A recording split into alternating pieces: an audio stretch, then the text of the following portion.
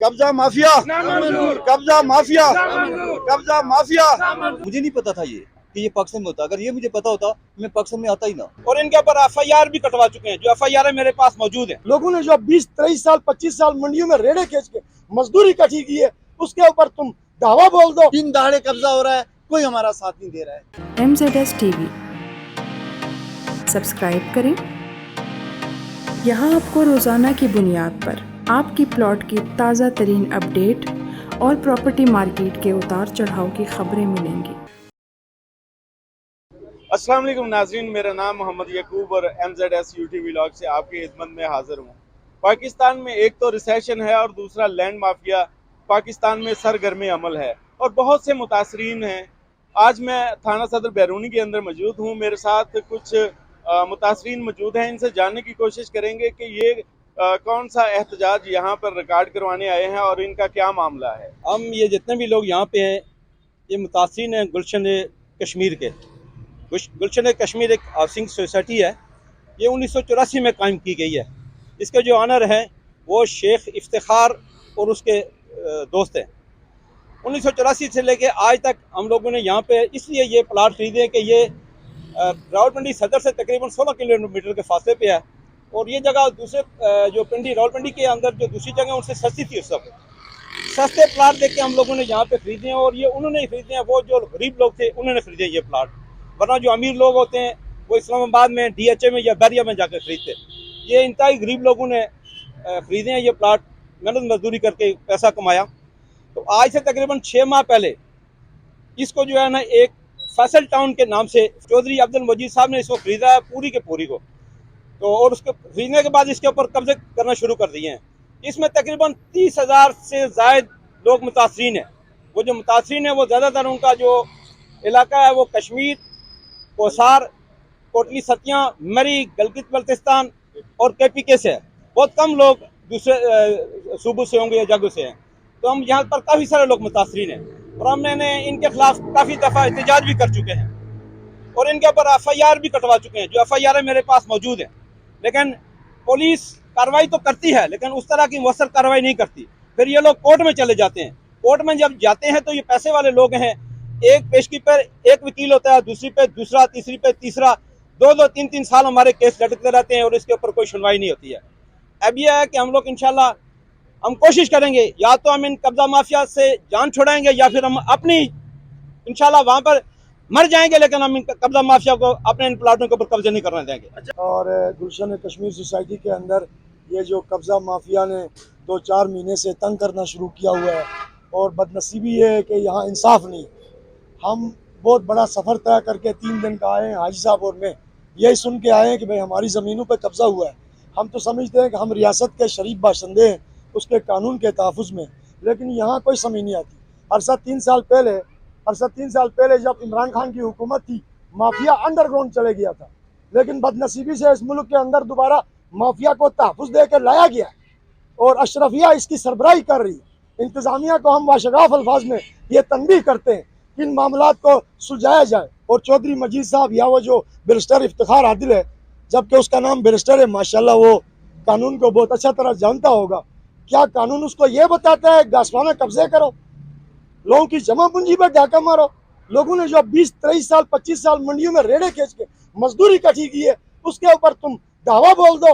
अगर यही इंसाफ है तो मौजूदा चीफ जस्टिस साहब, वजीर आजम साहब इस बार जो है ना आज खुद नोटिस ले लें। नहीं हो सकता है तो हम जहां हमारी जमा पूंजी खत्म हो रही है वहां हम अपने बच्चों के समेत इस चौक के ऊपर खुदकशी कर लेंगे। हम ये बताएंगे कि यहाँ इंसाफ नहीं, यहाँ राशि और अशरफिया की हुकूमत है, यहाँ इंसाफ नहीं है, यहाँ सुनवाई नहीं है।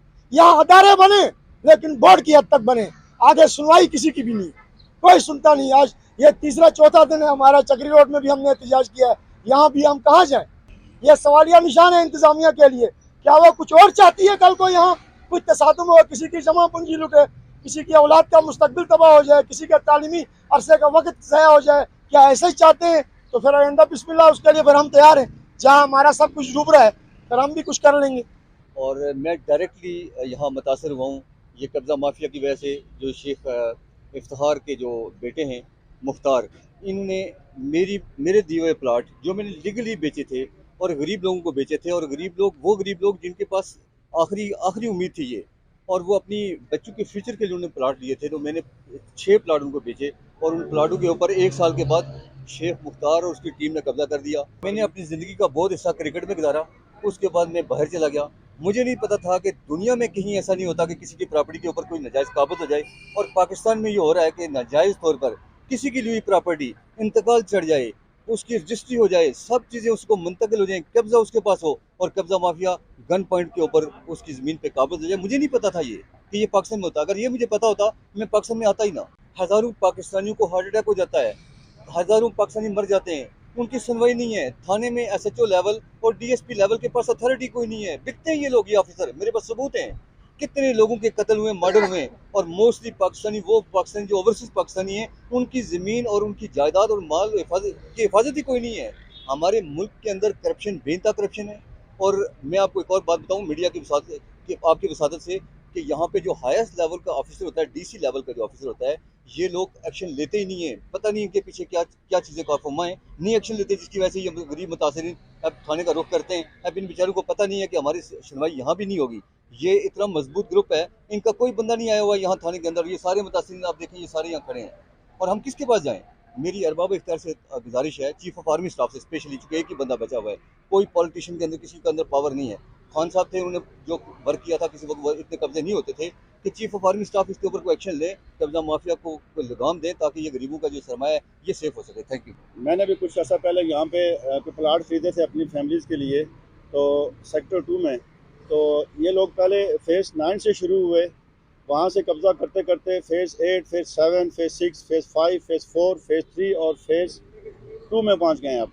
तो जब ये पिछले फेसेस बिके हैं, इस मिसमार हुए हैं, तो किसी बंदे ने कोई नोटिस नहीं लिया।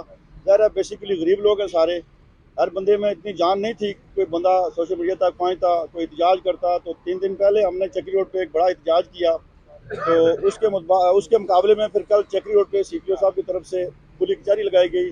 वहाँ पे काफ़ी सारे मुतासरीन वहाँ पे आए, उन्होंने अपना एहतजाज कार्ड करवाया, अपनी फाइलें वगैरह दी, और इससे पहले भी काफ़ी FIR इन लोगों पे हो चुकी हैं। तो मुख्तसर बात यह है कि मेरी ज़ाती तौर पर चीफ जस्टिस साहब, सदर रियासत और आज़ाद कश्मीर के वज़ीर-ए-आज़म सरदार तनवीर इलियास साहब से गुजारिश है कि इससे पहले आपने देखा कि हमारे कितने लोग यहाँ पे प्रॉपर्टी के हवाले से कत्ल हो गए। ये रवात में हुआ, फिर चक्की रोड पे 2-3 कत्ल हुए। तो मेरा नहीं ख्याल कि मुझे लगता है इसी तरह है कि ये रुख फिर उसी तरफ जा रहा है। तो मेरी सबसे इल्तमास है कि खुदारा इन जालमों से हमारी जान छुड़वाएँ।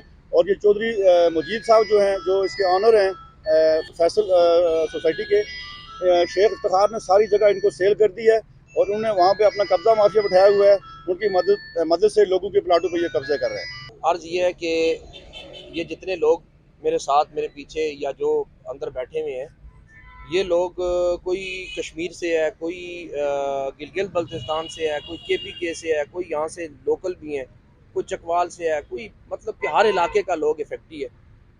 बात ऐसे है कि ये इन्होंने 90s में, ये 80s में, 90s में, उस वक्त इन लोगों के पैसों से, इन्हीं लोगों के पैसों से जो किस्तों पे इन्होंने या डाउन पेमेंट्स दी थी, उन्हीं के पैसों पे ये ज़मीन बनी थी, उन्हीं के पैसों पे ये ज़मीन ख़रीदी गई, और उन्हीं के पैसों पे इन्होंने पैसे कमाए, और आज से 2 महीने पहले तक ये ट्रांसफ़र फ़ीस खाते रहे हैं।